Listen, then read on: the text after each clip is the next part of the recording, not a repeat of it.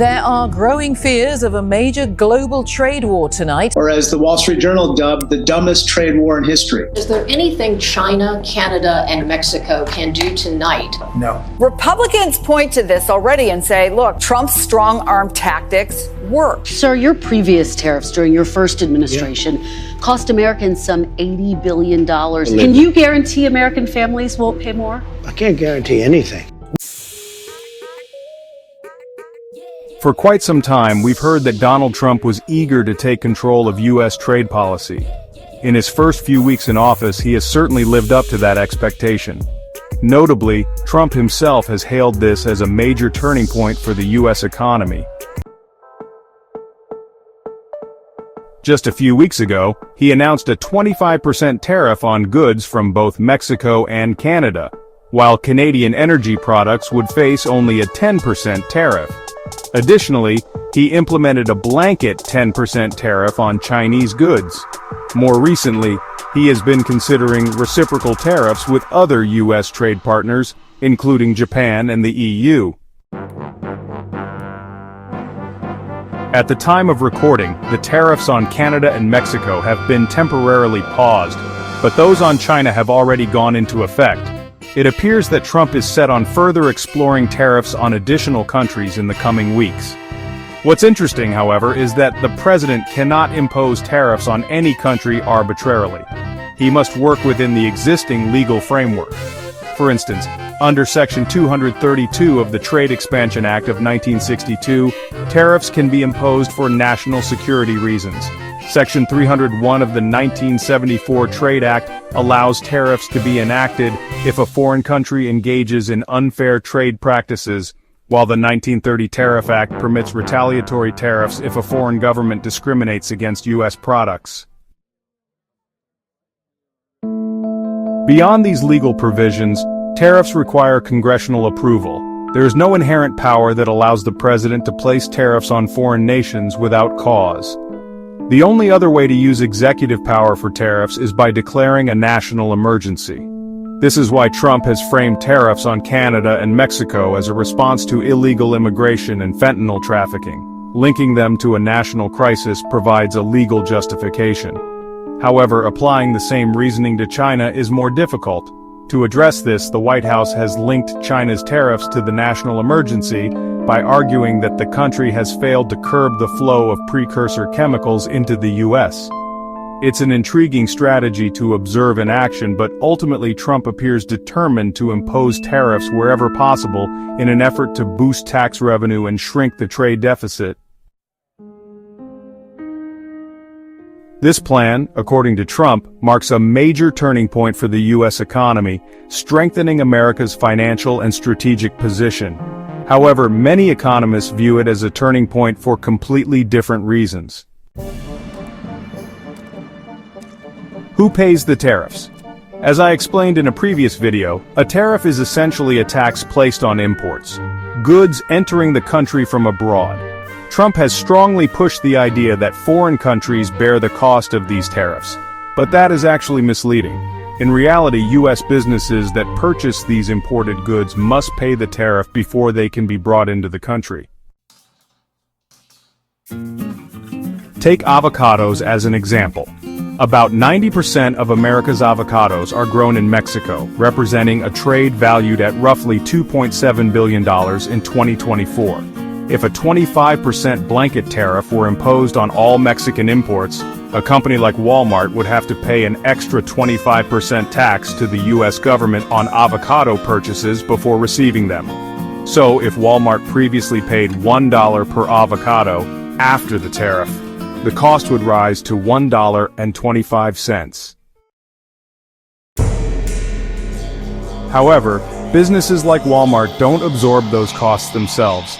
Instead, they pass them on to consumers to protect their profit margins. This means that, ultimately, American citizens end up paying the higher prices.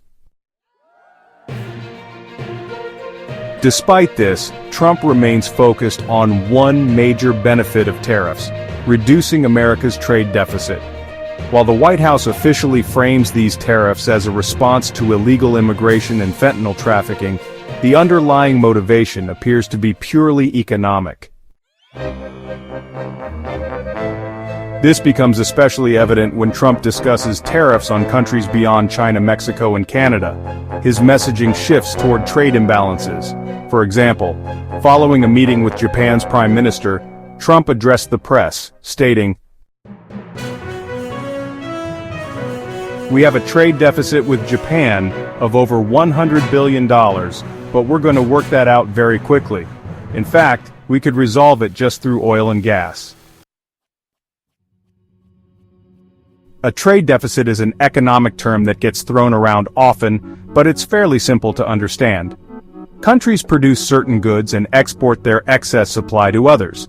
Likewise, when they lack the capacity to produce specific goods, they import them from other nations, such as America buying avocados from Mexico. A trade deficit occurs when a country imports more than it exports.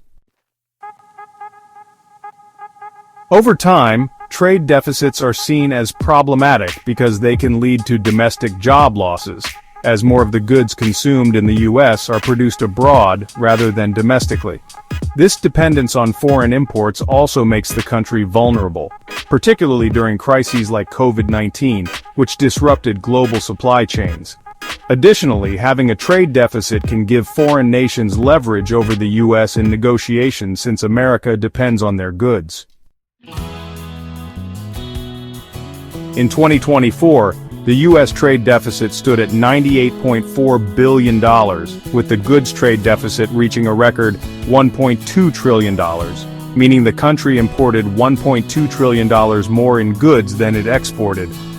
On a regional basis, the largest trade deficits were with China, the EU, Mexico, Vietnam, Ireland, Germany, Taiwan, South Korea, and Canada. Specifically, the U.S. bought $295.4 billion more goods from China than China purchased from the U.S. in 2024, highlighting America's reliance on Chinese-made products. Although this trade deficit has decreased from its record high of over $400 billion in 2018, Trump still views any trade deficit as a major issue, and his primary tool for addressing it is tariffs. Take the recent 10% tariff on Chinese goods as an example. The U.S. imports many products from China: smartphones, computers, batteries, toys, and video game consoles, to name a few. With the new tariff in place, importers must either absorb the added cost or raise their prices by 10%. This price increase incentivizes consumers to purchase more American-made alternatives instead. Even more importantly, Trump hopes these tariffs will encourage companies to bring manufacturing back to the United States. If American consumers shift their purchases toward domestic products, this could stimulate growth in U.S. industries, increase business profitability, and create more jobs. Additionally, the government would collect more tariff revenue, potentially allowing for lower income taxes. It sounds like a strong economic strategy, but there are drawbacks. The most immediate issue is inflation. Since it's U.S. importers that pay the tariffs, they pass the costs on to consumers by raising prices. As a result, Americans end up paying more for essential goods. For instance, since 90% of American avocados come from Mexico, a 25% tariff on Mexican imports would raise avocado prices by 25%. But this same effect applies to all imported products, from Mexican vehicles, electronics, and petroleum to Chinese smartphones, computers, and toys. The result? Higher consumer prices across the board. Another issue is that tariffs don't always help American industries as expected. When tariffs were imposed on China during Trump's first term, the trade deficit with China didn't vanish. It simply shifted to other low-cost countries like Vietnam, Mexico, and India. Additionally, tariffs strained diplomatic relationships with key allies. Even close U.S. partners, such as Canada, Australia, and the European Union, have been hit with unexpected tariffs. These moves risk pushing allies closer to China, which has been actively strengthening trade ties worldwide.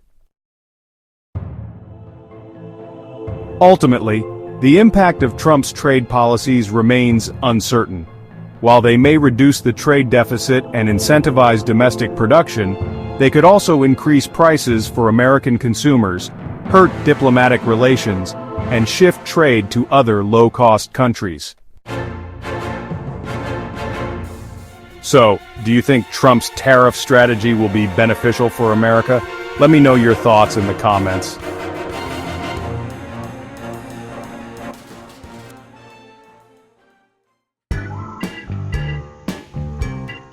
Thanks for watching, and I'll see you in the next video.